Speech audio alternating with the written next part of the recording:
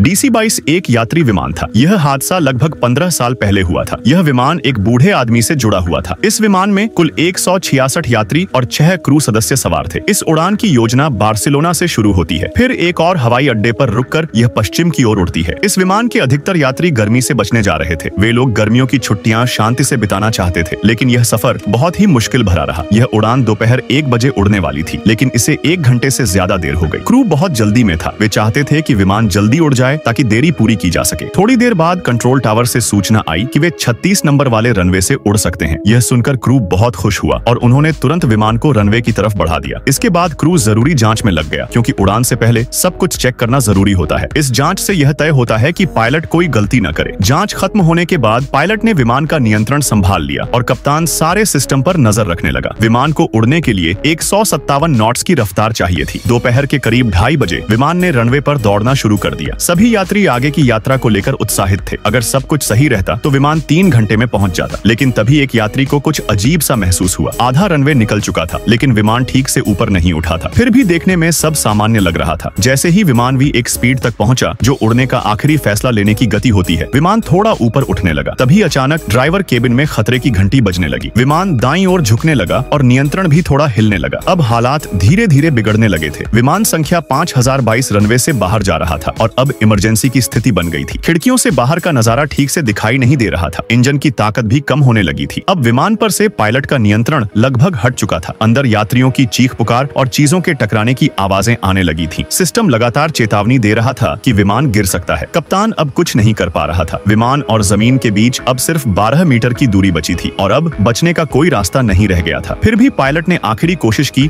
और विमान को ऊपर उड़ाने की कोशिश की। विमान झटके से ऊपर उठा, लेकिन कुछ ही पल में वह जमीन से टकरा गया। तुरंत राहत टीम मौके पर पहुंची। कुछ यात्री हादसे की वजह से विमान से बाहर गिर गए, लेकिन वे भी नहीं बच सके। केवल 9वीं लाइन में बैठे कुछ लोग ही जिंदा बचे। हालांकि हवाई अड्डे ने बड़े स्तर पर राहत और बचाव काम शुरू किया, फिर भी केवल 18 लोग ही बच पाए। सरकारी आंकड़ों के अनुसार कुल 149 लोग इस हादसे में मारे गए। यह खबर पूरे स्पेन में फैल गई और लोगों को हिलाकर रख दिया। यह हादसा स्पेन के इतिहास की सबसे भयानक विमान दुर्घटनाओं में से एक बन गया। अब हर कोई यही जानना चाहता था, आखिर ऐसा खतरनाक हादसा क्यों हुआ।